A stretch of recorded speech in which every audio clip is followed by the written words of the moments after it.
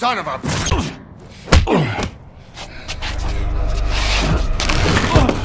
Are you crazy or just f***ing stupid? F*** off.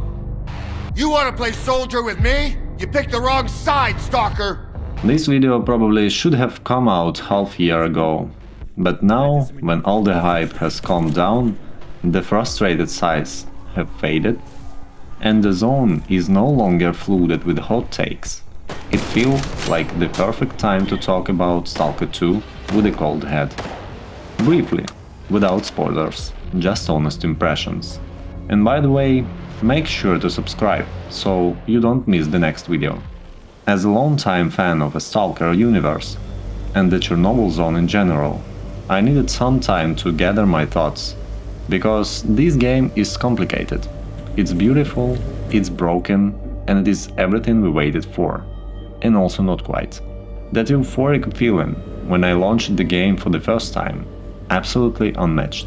15 years of hope, speculation, doubt, and then Skiff vaults over the concrete fence and steps into the zone. Familiar, hostile, forgotten, and finally back. But then, of course, came the FPS drops. At first, I blamed my aging laptop, until I saw people on Reddit with the RTX 4090s and top-tier CPUs complaining about the exact same stutters. That launch patch, let's be honest, made it feel more like you were trying to play than actually playing. And that's when the hate started pouring in. But credit where the credit's due, GSC reacted quickly. With every new patch, the zone started feeling more alive and less like a haunted bug museum. Stalkers stopped peeing next to the campfires. Yeah, that happened. Key quest items that were missing or trapped under the floor suddenly appeared where they belonged. The broken NPC logic, the invisible anomalies, slowly, methodically began to disappear. I was playing the game at the same time as my friend, only he rushed through the story, which meant he got every crash, every bug, every broken trigger. I moved through the plot way slower, just exploring and soaking into the world. And you know what? By the time I reached the same story beats, most of the issues had already been fixed. Lucky me. Now I'm playing it a second time, on newer hardware, and choosing different paths. But even after just the first full run, I can say this: Stalker 2 feels like a massive remake, when they've tried to pack in everything people loved about the 2007 classic. The characters, the iconic locations, the dumb jokes around the campfire, the mutants that make your skin crawl, and most importantly, the atmosphere.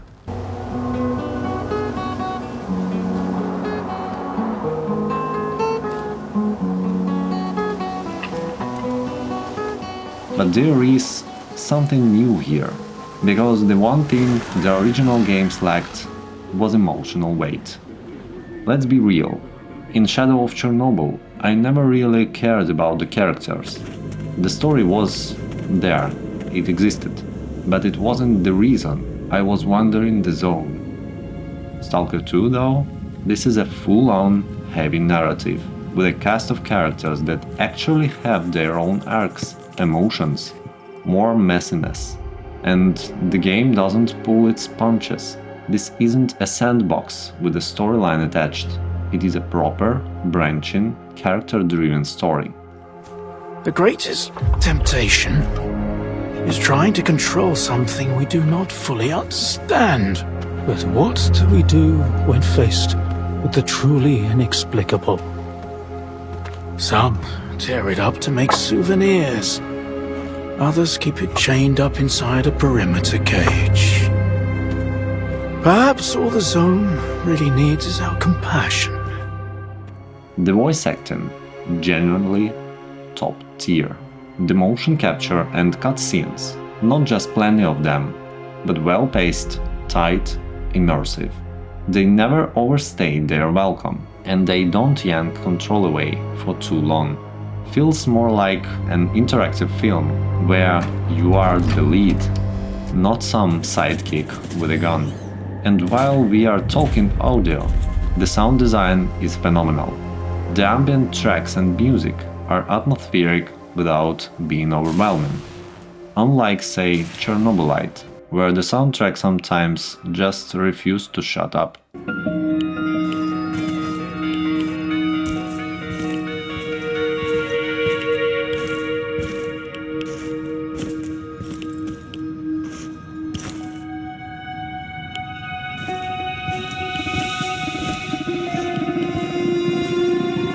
Here, it gently pulls you deeper into the mood, never pushing, never distracting. One thing I strongly recommend: play the game with the original Ukrainian voiceover and English subtitles. Шлях завершено, людино, іди до мене. Not only does it sound authentic, it just fits the zone in a way no adaptation could. Сьогодні зона зникне з усіма нашими страхами. Ти поїдеш у свій новий будинок, бродяга повернеться на острів, а я зможу поспати у своєму ліжку. It is like Grand Theft Auto or Red Dead Redemption. They are in English, and you wouldn't want them dubbed into some other language. The cultural tone, the phrasing, the texture of the language, it is the part of the world. And Ukrainian fits the zone like an old globe. Rough, poetic, grounded. Колись було інакше. Ми були іншими. Були чимось більшим. Я був словом, ти зброєю моноліта. Ми несли смерть проти своєї волі. А тепер ми помираємо самі. At first, the world seems simple. You meet the factions, hear the big names, get the basic lay of the land. But the deeper you go, the more twisted the story becomes. You'll think you have figured everyone out, but now, the zone has other plans. By the end, it will slap you across the face, and you'll either be heartbroken or stunned, maybe both. GSC Game World went through the hell to make this happen. You can just overlook what the studio has endured, having to relocate the entire team across countries, continuing development through the war, stress, trauma.